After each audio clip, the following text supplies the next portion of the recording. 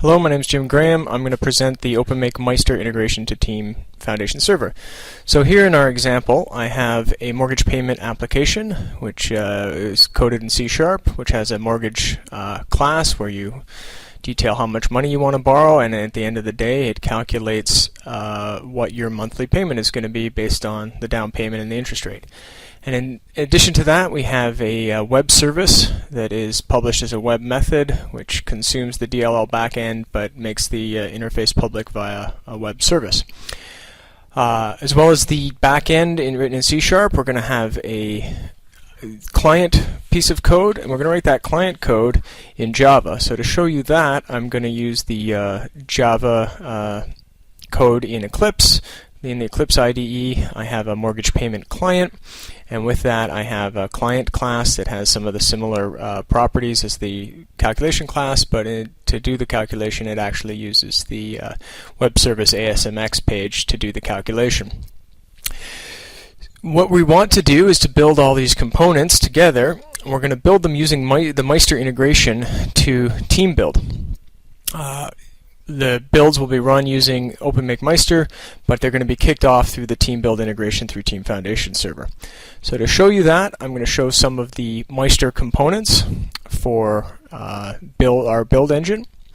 The first piece that we have is our OpenMake Meister build services and build methods. So for the build services, I can show you the build services that are available for a number of Unix operating systems, for Windows of course, for Java, and for Linux. In the Windows space we have .NET build services, we have build services for legacy for other compilers like Borland, for legacy Microsoft like Visual Studio 6, Microsoft Foundation class builds, or Visual C6. And if I show you that here in the detailed pane for one of these build services, you'll see that we have an overview where we create an executable, and in the details we have a set of rules that define how you take source code into intermediate and final code. So here we might generate an object file from C files, and then at the end we would link those object files into an executable. And for each of those steps we have a defined set of options that are used, and these are standardized across any build that is using this build service. In addition to that, we have workflows, which I'm showing you here. I'll show you the one that we're going to use for this mortgage integration.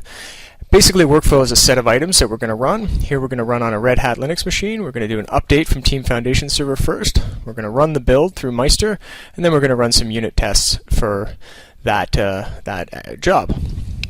To show you how that works, we're going to go back to Eclipse.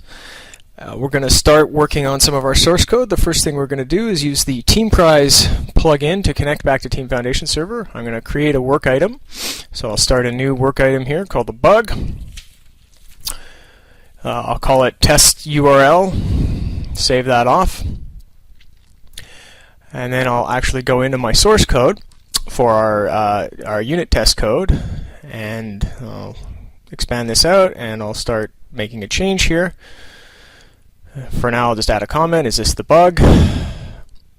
And then I'll go back to TeamPrise, use the check-in method that they provide. I will check in the code, that one piece of code there, and I'm going to associate it with that work item I just created, work item 80. And then I'm not going to resolve it. I'm just going to associate it with that build, with that work item. So on check-in, this will go back to Team Foundation Server, and I've set up the default build for this project to do continuous integration build. So I'll show you the build definition here. And you can see for the trigger, it says accumulate check-ins until the prior build is finished, so it's going to wake up and realize that I've done a check-in, and it'll execute a build.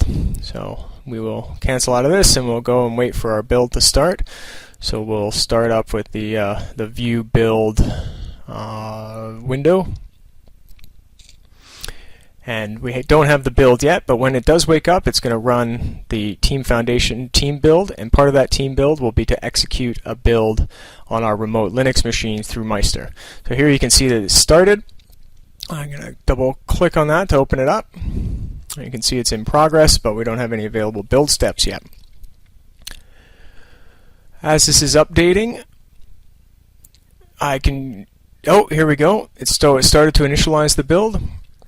It's running some of the standardized parts of the TF build project file.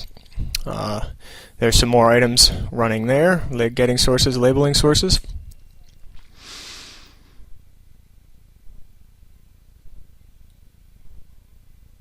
More components of the build. As I scroll down at the bottom, you can see it says running workflows mortgage integration. That is running the Java build on our Red Hat Linux machine.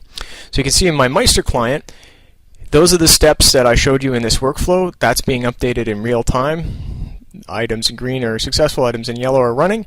And if I jump back to team build, you can see those same items are also being reflected in the team build. So it says on the Red Hat machine, update, run the build, run the unit test.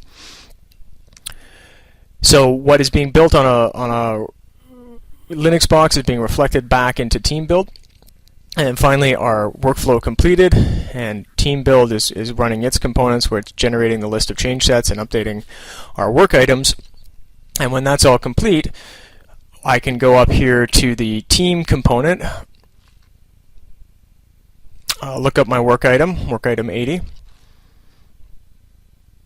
And if I go into the details, you can see that this item was resolved in that build that I just finished running. So we've updated our builds. So what we've done here is we've done a build using Team Build and Team Foundation Server to execute a build on a Red Hat Linux machine running Java and feed all that information back into Team Foundation Server. So that's how OpenMake Meister can help you do cross-platform builds. Thank you.